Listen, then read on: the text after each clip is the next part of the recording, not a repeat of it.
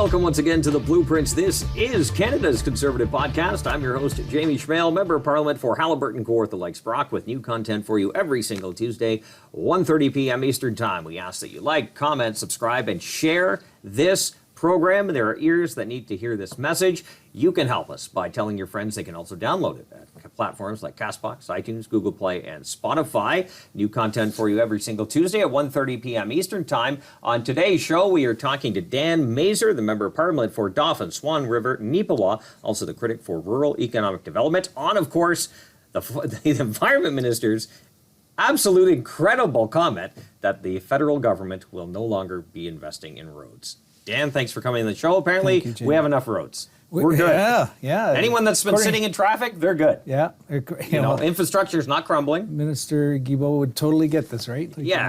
Talk about an out-of-touch statement and a thought, even. He has no comprehension of what connects Canada, how people travel around to make a statement like that.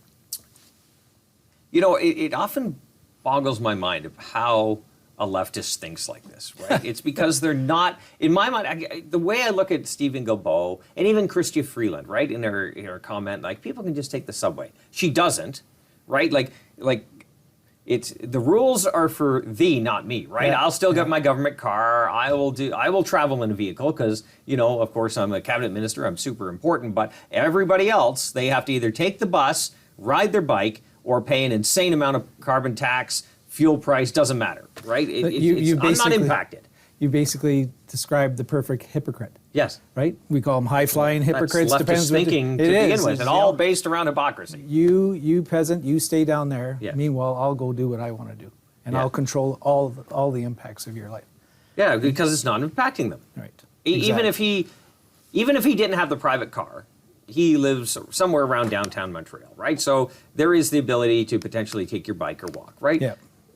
Forget about the fact that it's snowing and all that stuff, right? But he just expects everybody to fall in line with his way of thinking. Doesn't matter that you're in rural Manitoba, like yourself, where taking a bike isn't always an option, that you do need to commute, you do need to get your kids to maybe hockey practice, like could be 25 minutes down the road, right? This isn't all big city thinking. And you said the word, road. Yeah. You have to go down the road. Roads are everywhere. Roads are what's connected Canada. That's how we developed Canada. It was built on a road system. And for this government to actually say, no, we're not developing any more roads, we're not building any more roads, it's insanity as far as I'm concerned. And especially to rural Canada. There has been no government punish rural Canada more than this Justin Trudeau government. And it's I guess, Jamie, I look at the impacts of the policy. Like, some people may say, oh, that's extreme, Dan. Like, what are you doing with this? Like, it can't be that bad. It is that bad, Jamie. Mm-hmm. Like, for number one, the carbon tax. Like, you think about that policy and how it impacts rural Canada. We have to go further for everything else. We have to use more energy just to exist out in rural Canada. We travel everywhere. And we have no alternative. So we put fuel in our gas-powered vehicles, which we'll get down to that situation as well. But we fill our cars up, our trucks up with that. We go into transport our goods down the roads. We use a lot of energy to exist, so we can produce things out in the country. Of course, agriculture, but what about our resource sector too? They all take energy. Carbon tax is proven. The commissioner came out against it. Or stated that the carbon tax has a greater impact and punishes rural Canada more than, say, anywhere else in Canada. Rural Canada is more impacted by the carbon tax than anywhere else, than urban Canada. So it gets that urban-rural divide going on. And it's exponential, too, it's right? Again, another division tactic by this Liberal, right? Yes. Urban versus rural, rich versus poor, east versus west. Like, the list goes on. Yeah. But this is how they divide and have so far been able to eke their way to some electoral success, because they are, unfortunately, creating a lot of division within Canada instead of uniting the country. Well, and there seems to be nothing stopping them. Like, yes, we have the 23% increase on April 1st. We know that, and Canadians have been calling for at least a pause on it, right? Slow things down. wants to ban production of gas-powered vehicles by 2035, which is another, how are you going to get around in rural Canada, right? But then build no more roads. So it's a trifecta of policies that are really hammering, that's the word I keep on doing, are really depriving rural Canada of even existing. Well, that again hurts. Okay, the fact that the government says we're going all electric, we're getting away from the combustion engine. I don't want to get too far down this topic, but at the same time, oil and gas companies have been very good about investing in the best technology, reducing their overall footprint. So if the government is telling them what they are extracting and putting into the marketplace in the form of either oil or gasoline in whatever form is no longer going to be needed or in the amounts we're used to having, what is the incentive for these oil and gas companies to actually invest in better technology and improving their overall operation? They don't. They have a life cycle on their product right now because they can't be sold in Canada. And why also invest in more extraction or pipelines? Because there was no point except to export. Well, so you just kill the whole industry. You kill it by regulation. Exactly, and that's what these guys are doing, and they're masters at it, right? They've made no bones about it. They want to stop the oil and gas production in Canada. Why? I don't know. We have a resource in Canada here. We've been blessed with abundant resources, and the problem with going after the oil and gas industry, you're actually going after all natural resources when you do that. Everything is at the foundation of our energy industry. Like even if you just don't say just no oil and gas, but energy.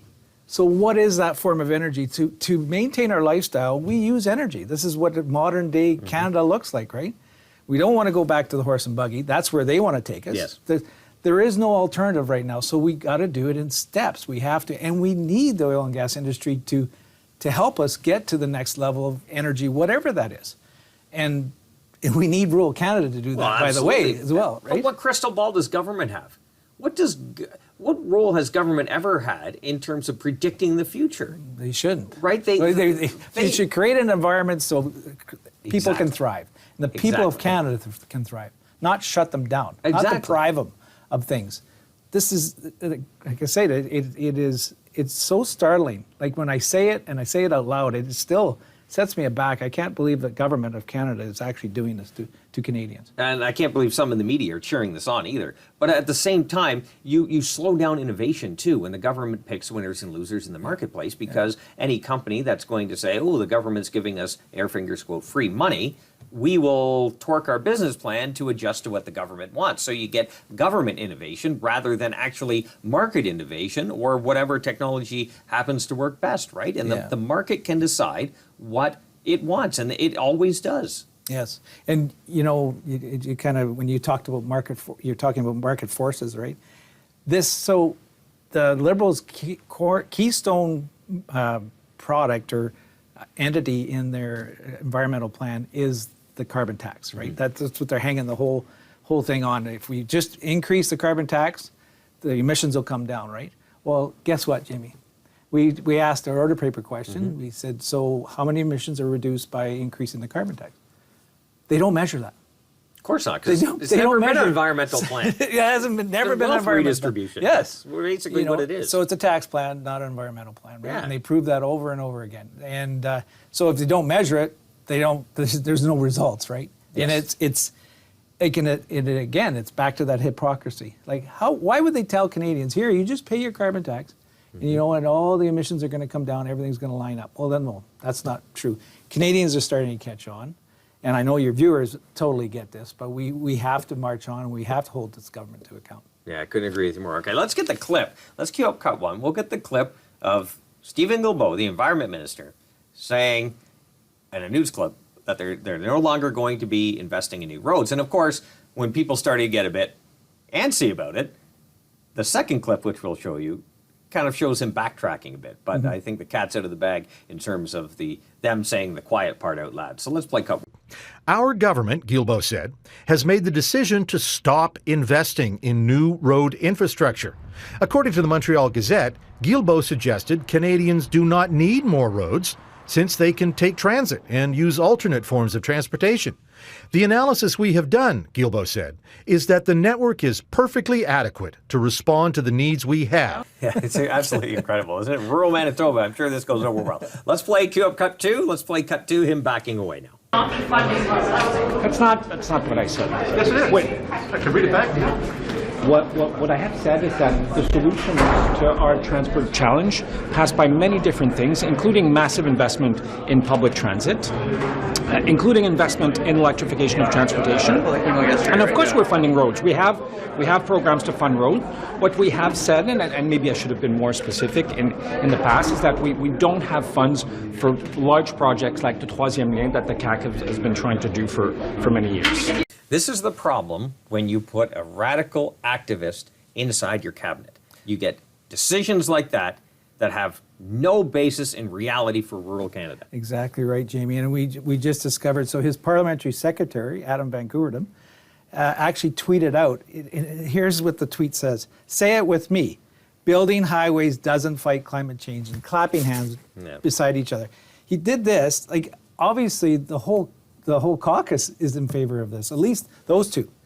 And it is like, you think you got the 1-2 punch in there in the Environment Committee trying to block all the roads in Canada and building them. It is a recipe for disaster and really hurting our nation.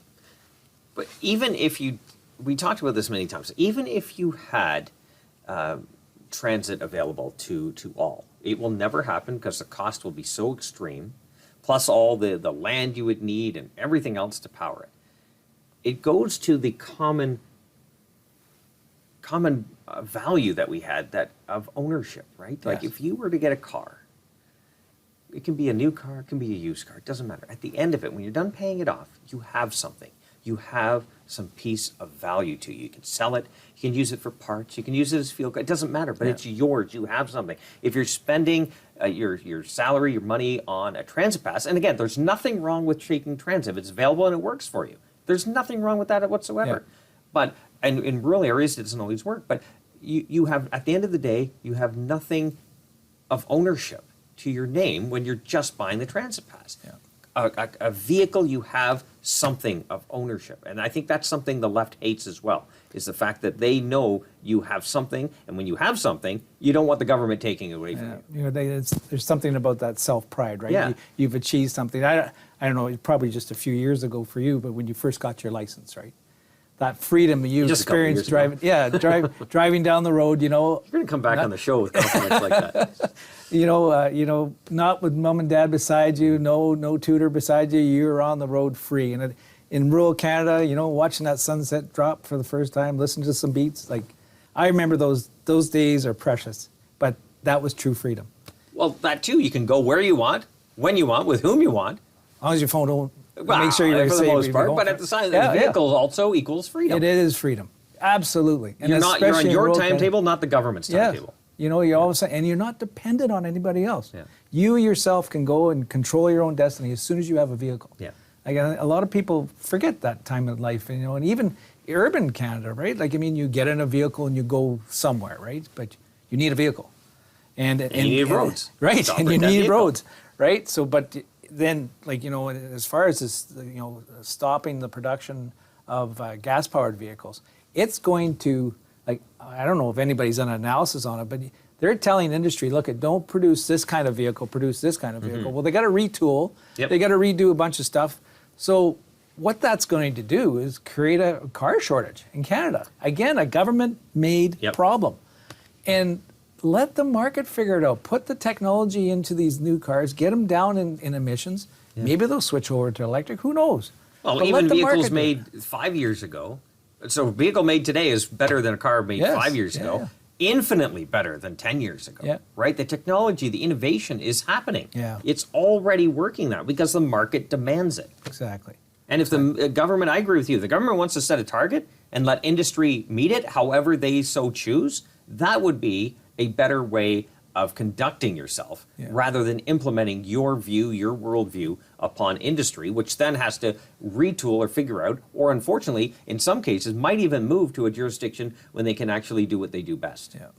And I guess the part of the thing I can't get over, Jamie, and it's rather saddening when we see it, like how much this government has misled Canadians. Like they come in with great high hopes and sunny ways, right? Like, and we all kind of bit our lip and kind of sucked it up a bit, right? But I remember back when I was like 2017, 16, I wasn't even in politics yet as an MP, but I remember being out there as a citizen. I thought, okay, well, what is this? What is it? We got to do something with the environment, right? So they sold this carbon tax and this pricing system and all that, and this is what it was supposed to do.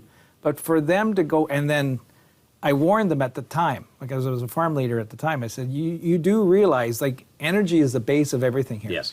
And even to produce agriculture products, to move those products, to do everything we do in Canada relies on affordable and plentiful energy.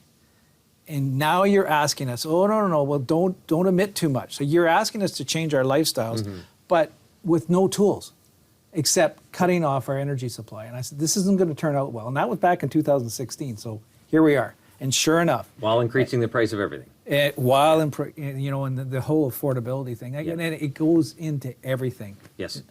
So. Yeah, absolutely. And unfortunately, food bank usage, we got more bad news the other day about food bank usage continuing to go up. Food banks reporting that they're out of food before the line is made its way through. There's some pretty scary stuff happening out there. Yeah. And this government has no appetite to move on it.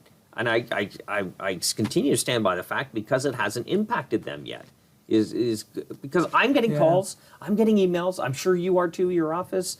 I have no doubt the Liberals are, but they just do not seem to want to move on this in a substantial way to actually make life better for Canadians. Yeah, and removing or stopping the increase of the carbon tax, removing it ultimately, but I mean, just Even giving a stop break that. on April 1st. Yeah, Yes. instead of like April Fool's joke, right? Like that is, they know 23% increase, and so it ripples all through all the economies, right? And everything that we do. Anybody that uses fossil fuels knows they're going to get a 23% on the carbon tax. That doesn't even go back to them. That's like right. They keep on, and they don't even measure it. For what? What's the point? Oh, you get back more than you pay, right? They That's tell you proven that. to be false. And when you look at the numbers and per capitas and all that kind of stuff, that's rural Canada, what they talk about. In fact, we're going to hose you more.